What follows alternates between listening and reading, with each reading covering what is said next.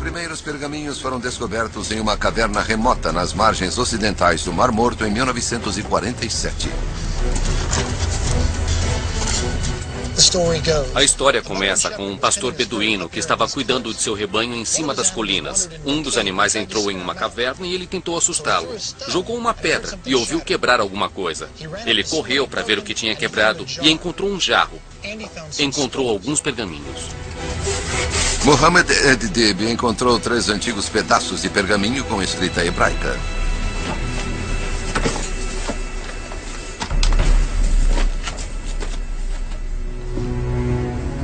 Os textos foram revelados como sendo da Bíblia judaica, o que os cristãos mais tarde chamaram de Antigo Testamento, e outras obras religiosas.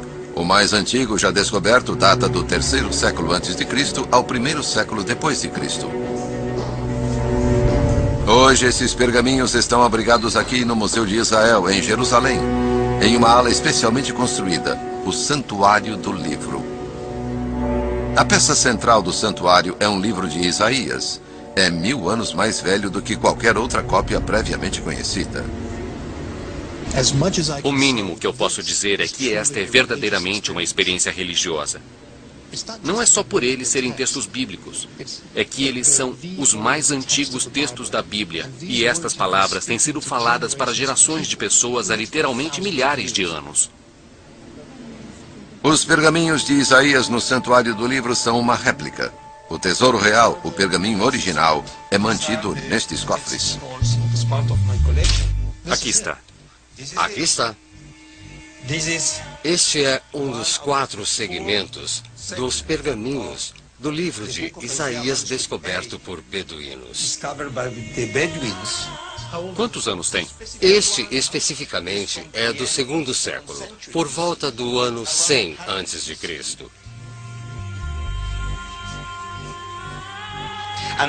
E este manuscrito é o mais antigo manuscrito dos 22 exemplares do livro de Isaías, descobertos no deserto da Judéia.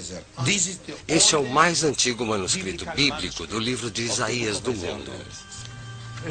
Está quase perfeito, é lindo. Inacreditável. Os pergaminhos do Mar Morto contêm muitos textos bíblicos, como o livro do profeta Isaías, mas há também textos, salmos e profecias que não chegaram a fazer parte da Bíblia que conhecemos. A descoberta transformou o nosso conhecimento do judaísmo na época de Jesus.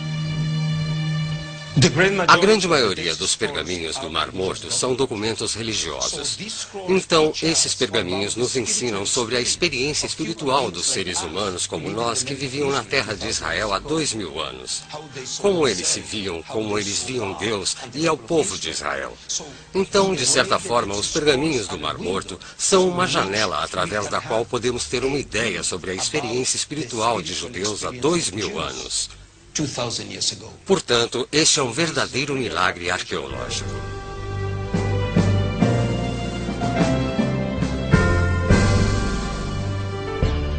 Todos sabemos que a Bíblia é a legítima palavra de Deus franqueada a todas as pessoas. Mesmo que alguns duvidem disto, a certeza teológica de que Deus se comunicou com a humanidade através de uma linguagem que pudesse ser entendida e é, sem dúvida, a base do judaísmo e de todo o cristianismo. Vejamos uma comparação a mais, desta vez, acerca da integridade textual do Antigo Testamento. Trata-se da sensacional descoberta dos manuscritos do Mar Morto em Khirbet Qumran, no deserto da Judéia. Antes, porém, de comentarmos essa descoberta, seria interessante dizer que, em relação ao Antigo Testamento, até ao achado desses manuscritos, a cópia mais antiga em hebraico que possuímos do texto completo do Antigo Testamento datava de cerca do ano 1000 depois de Cristo. Era o Codex Babilônicos Petropolitanos, que fora produzido ou copiado 1400 anos após o Antigo Testamento haver sido completado. Como você vê, um hiato deveras complicado para se estabelecer a fidedignidade textual das Escrituras. Havia, claro, um outro texto, o Papiro Nash, que contém uma porção hebraica de Deuteronômio 6, 4 e 5 e que foi encontrado em 1902. Esse fragmento foi datado em torno do 1º século antes de Cristo, mas o seu conteúdo, como você pôde notar, era deveras pequeno para grandes conclusões. Assim, com cópias de manuscritos tão tardias em mãos, os especialistas em teologia bíblica se viam às voltas com o problema de provar que não houve graves alterações anteriores ao texto que possuímos. Imagine que algum capítulo houvesse sido deliberadamente acrescentado ou suprimido. Em 1939, Sir Frederick Kenyon, diretor do Museu Britânico e autor do livro Nossa Bíblia e os Antigos Manuscritos, expressou seu pessimismo em dizer: "Acho impossível que se encontre qualquer manuscrito do texto hebraico que seja anterior à formação do texto massorético." Ora, quando ele diz texto massorético, está se referindo às cópias hebraicas feitas a partir do ano 500 depois de Cristo. Logo, na sua opinião, seria impossível encontrar uma cópia do texto hebraico que antecipasse o sexto século. Isto ele dizia por supor que os manuscritos antigos jamais sobreviveriam tanto tempo. A impossibilidade de Kenyon tornou-se miraculosamente possível num achado bastante providencial, que foi a descoberta dos manuscritos do Mar Morto, e Kenyon viveu o bastante para testemunhá-lo. Tudo aconteceu nesta região desértica por volta de 1947, e teve como destaque este platô conhecido como Khirbet Qumran, que fica próximo ao Mar Morto, ao sul da antiga Judéia. A região, como você pode ver, é bastante inóspita e ficou por séculos abandonada a partir do ano 70 depois de Cristo. Mas quem habitou nesta região e guardou os manuscritos que ali foram encontrados? Esta é uma pergunta bastante importante para o debate atual. O que sabemos é que estas milenares montanhas em redor cercavam uma antiga comunidade, que na visão de alguns era formada por judeus essênios, que viviam no deserto isolados das grandes cidades. Porém, na opinião de outros, os restos das escrituras aqui encontradas e das construções revelam a presença de um grupo de escribas judeus a serviço do templo, ou ainda o esconderijo natural de uma biblioteca judaica retirada de Jerusalém antes do ataque dos romanos no ano 70. Seja como for, aquele local foi o palco de uma extraordinária descoberta a favor da Bíblia Sagrada. Naquele ano de 1947, segundo uma das muitas versões, um evento envolveu um garoto beduíno chamado Muhammad Ahmed El-Hamed, que aqui aparece numa rara foto junto ao seu irmão quando possuía 20 e poucos anos. Muhammad, que na época do achado ainda era um pré-adolescente, saiu um dia à procura de algumas cabras perdidas e se deparou com uma fenda natural numa das rochas. Curioso, ele jogou uma pedrinha dentro da fenda, talvez para verificar se animais estivessem lá dentro ou se as próprias cabras estivessem ali escondidas. E o que ele ouviu foi o barulho de jarros se quebrando. Correndo para o acampamento de sua tribo, o jovem beduíno chamou um adulto e o levou até o local do achado, na esperança de que se tratasse de um grande tesouro. Juntos, eles escalaram a parede, pois a fenda ficava num escorregadio terreno na ponta do platô, e se surpreenderam ao encontrar dentro da gruta grandes jarros de barro como este, lacrados com tampa. Isto aumentou ainda mais a ideia e a possibilidade de conterem pedras preciosas ou algum tipo de tesouro qualquer. Para sua frustração, porém, o que encontraram nos potes eram imensos rolos de manuscritos envoltos em tecido. Alguns dizem que eles venderam os vasos, 7 ao todos, para um comerciante em Belém que chegou a enfeitar a sua loja com os antigos pergaminhos. Outros já afirmam que foi para um sapateiro cristão sírio, que os comprou com o fim de usar o couro para remendo de sapatos. Seja qual for a versão, ao que parece, alguns membros do grupo perceberam que os manuscritos poderiam ser valiosos para colecionadores e investigaram por conta própria outras cavernas, na tentativa de buscar outros manuscritos. Até que finalmente foram presos pelo Departamento de Antiguidades da Jordânia, que proibia escavações clandestinas. O Estado de Israel, reconhecido formalmente apenas em 14 de maio de 1948, só ocuparia a Cisjordânia após a Guerra dos 6 Dias, em 1967. Por isso, a região nessa época ainda estava sob o domínio da Jordânia. Sendo assim, com as pistas dadas pelos beduínos e a ajuda de arqueólogos de várias instituições, outras 10 grutas foram descobertas, pesquisadas e catalogadas como contendo manuscritos antigos. Entre os rolos havia muitos documentos judaicos antigos, alguns até desconhecidos, e muitas cópias de textos do Antigo Testamento, datadas de aproximadamente 300 anos antes de Cristo, o que corresponde a cerca de 1000 anos mais antigas que as cópias massoréticas. Só para lembrar, a cópia massorética mais antiga e incompleta do Antigo Testamento que dispunhamos datava de 850 depois de Cristo. Quando se comparou, por exemplo, a cópia de Isaías encontrada em Qumran com o texto que hoje possuímos, verificou-se que, de fato, Deus protegeu a integridade do texto, pois se houvesse qualquer mudança, por mais comprometedora, ela estaria evidente. Afinal, o texto qumrânico foi produzido muito antes de haver até o cristianismo. Na verdade, encontram-se nas grutas cópias de todos os livros veterotestamentários, menos Esther, que talvez estivesse ali, mas estaria num estado fragmentário e acabou se perdendo junto com centenas de outros manuscritos ou rolos de tamanhos diversificados que foram manipulados indevidamente pelos beduínos ou já estavam deteriorados pela ação do tempo. A Gruta 4 revelou-se a mais importante de todas. Embora nenhum manuscrito completo tenha sido encontrado ali, o relatório oficial supõe que, no mínimo, uns 15.000 fragmentos foram recolhidos do seu interior. Era um verdadeiro quebra-cabeças gigante, que montava aproximadamente 584 textos. Destes, 127 seriam bíblicos e o restante, culturais. Todos eles muito importantes para o estudo crítico textual do Antigo Testamento e também para o conhecimento do substrato cultural de muitas ideias do Novo Testamento. Um exemplo é o fragmento do Apocalipse judeu, escrito em aramaico, que traz as expressões Filho de Deus e Filho do Altíssimo aplicadas ao Messias vindouro. O seu texto diz o seguinte: Ele será denominado Filho de Deus, e lhe chamarão Filho do Altíssimo. O seu reino será um reino eterno, e todos os seus caminhos em verdade e direito. A terra estará na verdade, e todos construirão a paz. Cessará a espada na terra, e todas as cidades lhe renderão homenagem. Ele é um Deus grande entre os deuses. Seu domínio será um domínio eterno.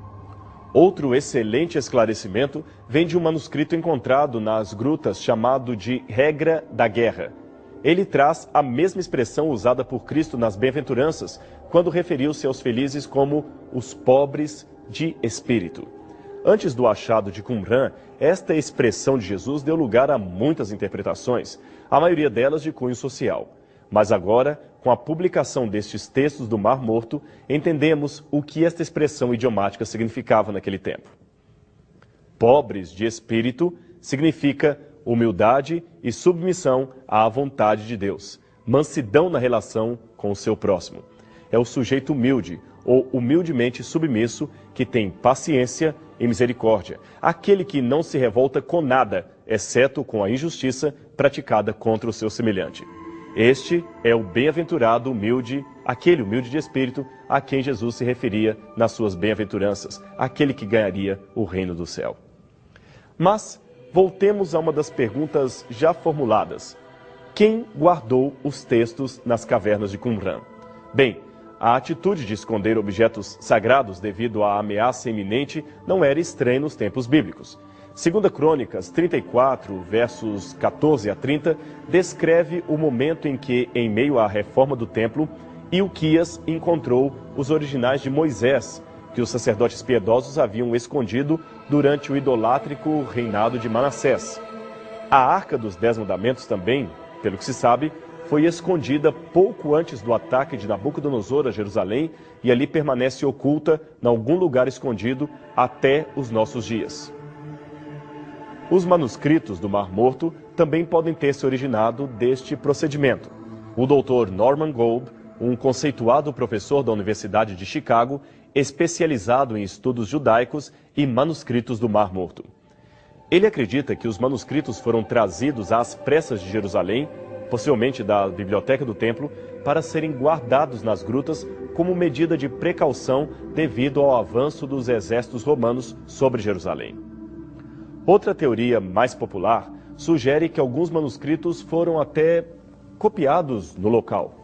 Pelo menos é o que sugere a localização de restos de uma comunidade judaica que havia no platô. Eles possuíam ali uma escola possivelmente sectária, que abrigava quartos, refeitórios, local de culto e até um scriptorium, isto é, um ambiente especial para o trabalho dos copistas. O achado de alguns tinteiros e canetas corrobora com esta opinião. Mas quem seriam os habitantes desta comunidade? Bem, Flávio Joséfo, um historiador judeu do primeiro século, fala de 3 segmentos judaicos de sua época: os fariseus, saduceus, conhecidos do estudioso da Bíblia, e um terceiro, os essênios, que são descritos como os mais extraordinariamente interessados em antigos manuscritos, em antigos escritos. Além disto, o historiador Plínio, em sua História Natural, menciona a região do Mar Morto entre o En-Ged e Massada como o lar dos essênios, que morariam no deserto. Ora, os restos de Khirbet Qumran estão perfeitamente enquadrados nesta localização. Ademais, vários especialistas fizeram uma detida comparação entre as crenças essênias, recuperadas das antigas descrições como as de Joséfo, e os textos de Qumran. Não só a semelhança é surpreendente, como admira-se que não haja ali nada que destoe do pensamento do grupo. O mesmo não pode ser dito nem dos fariseus, nem dos saduceus, que possuem muitas divergências doutrinárias com os manuscritos ali encontrados. Contudo, existem também objeções a esta teoria, supondo que a comunidade fosse outro grupo separatista ainda desconhecido, que teria rompido com o sistema do templo e, por isto, criou uma comunidade isolada no deserto. Uma ideia mais recente sugere que Qumran era originariamente uma escola de sacerdotes que se formou em Jerusalém, mas foi obrigada a migrar para o deserto por causa das perseguições de Antíoco Epifânio. Seja qual for a teoria assumida, o fato é que os manuscritos mostraram para o mundo inteiro a integridade textual de mais de 90% da Bíblia hebraica. E por isto só, já temos motivo bastante para comemorar. Como sempre aconteceu em toda a história da arqueologia bíblica, novamente aqui, os tabloides sensacionalistas não perderam tempo e começaram a divulgar ideias de um suposto complô, chefiado sobretudo por organizações cristãs, para impedir que o conteúdo dos manuscritos viesse à tona. Eles continham, segundo a reportagem de vários jornalistas, uma gama de informações que comprometeria a história do judaísmo e, especialmente, do cristianismo. De fato, houve uma demora na publicação dos textos, que deu combustível para a fogueira das especulações. O problema era que o trabalho de montagem de milhares de fragmentos, às vezes medindo pouco mais de 1 centímetro, não era algo tão simples assim. Na mente leiga dos sensacionalistas, os manuscritos teriam sido encontrados como se fossem livros empoeirados numa estante de pouco mais de 50 anos. Bastava lê-los e dizer o seu significado. O meticuloso trabalho das equipes não era nem de longe parecido com este. Os milhares de fragmentos, como você pode ver nesta foto, eram muitas vezes minúsculos. Eles tinham de ser desenrolados, separados com pinças, pois às vezes estavam grudados uns nos outros, e então vinha o delicado e complexo trabalho de limpeza, que exigia bastante perícia e soluções muitíssimo caras. Finalmente, depois de todo esse árduo empreendimento, era hora de classificá-los por grupo e começar o lento trabalho de montagem do quebra-cabeça que daria forma ao texto original. Visto que faltavam muitas partes, algumas vezes era praticamente impossível reconstruir o parágrafo ou até mesmo o texto inteiro, embora estivessem agrupados pela cor do pergaminho ou pelo formato da letra. Toda esta identificação exigiu dinheiro, tempo, paciência e alto grau de habilidade. Por isso houve a demora na publicação dos textos. Posteriormente, outras razões de ordem técnica e política, devido às guerras do Oriente Médio, resultaram num atraso ainda maior para as publicações que deveriam ser lançadas ao público entre 1960 e 1970. Hoje, porém, passada toda esta efervescência, os manuscritos estão, em sua maioria, publicados em edições críticas e populares, inclusive em português. Ao contrário do que estava previsto pelos críticos sensacionalistas, nada houve nos manuscritos do Mar Morto que pudesse enfraquecer, numa vírgula sequer, a mensagem e o entendimento que temos acerca de Jesus Cristo e das origens do cristianismo. Pelo contrário, ampliou-se a compreensão do contexto histórico do Novo Testamento e confirmou-se a confiabilidade textual do Antigo Testamento. O Deus que inspirou a produção das Escrituras preservou-as de um modo assombrosamente maravilhoso. E este é mais um indício de que a Bíblia Sagrada é a legítima e eterna Palavra de Deus.